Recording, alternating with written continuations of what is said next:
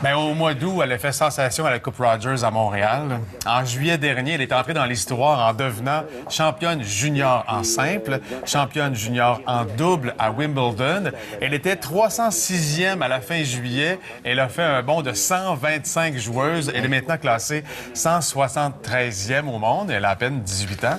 Elle achève sa carrière junior d'ailleurs. Eugénie Bouchard est avec nous ce matin. Bonjour, Eugénie. Bonjour. Hey, on a parlé de toi beaucoup cet été, hein? Elle a fait le tour du monde et en plus de ça, elle s'est signalée de brillante façon. Et ce que tu as amené avec toi sur le plateau ce matin, ben ce sont tes deux beaux trophées remportés à Wimbledon. Les deux bébés. Tes deux bébés, exactement. Mais ça a été une année 2012 assez grandiose pour toi, mais c'est un peu essoufflant, tout ça, se promener à travers le monde et remporter des titres et ne pas arrêter comme ça. Oui, c'est ma vie de voyager comme ça beaucoup et je joue un tournoi chaque semaine ou sinon je m'entraîne. Alors, c'est une vie un peu difficile, mais c'est vraiment c'est un sacrifice que je fais. J'adore ça, alors. On n'a pas pu te parler beaucoup cet été, tu étais trop occupé. Comment tu as vécu ta Coupe Rogers à Montréal? Tout le monde te surveillait de près? Oui, il y avait plusieurs personnes qui savaient qui j'étais cette fois, alors c'était mieux. J'ai signé beaucoup d'autographes et tout ça, mais de jouer à la maison à Montréal, c'était spécial et j'ai gagné mon premier match là, alors c'était la première fois que j'ai gagné un tour là. Et c'était juste vraiment spécial, la foule était vraiment derrière moi, alors j'apprécie tout le monde qui m'encourage. Tes deux titres à Wimbledon, en double et en simple, t'ont permis d'accéder à un événement grandiose qui est réservé seulement aux champions et aux championnes, c'est le Grand Bal. Parle-nous de cette expérience-là, parce que tu as eu la chance de rencontrer, entre autres, Roger Federer.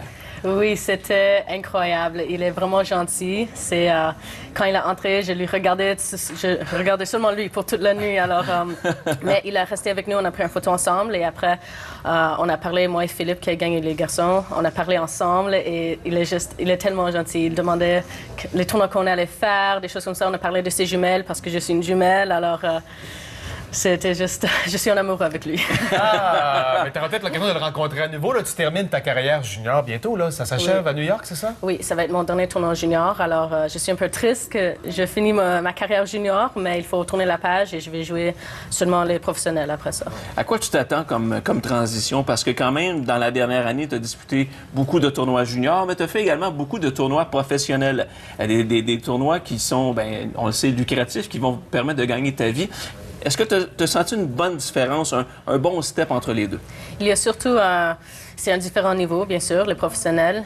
Chaque match est vraiment difficile et je pense que de jouer plus en plus vraiment le haut niveau, les WTA comme la Coupe Rogers, je vais m'améliorer et je vais commencer à gagner à ce niveau-là aussi.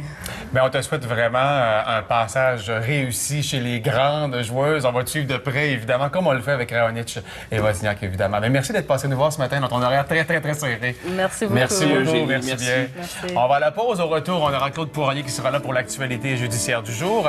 Et évidemment, à venir d'autres moments aussi de cette tournée faite au Québec dans les dernières semaines.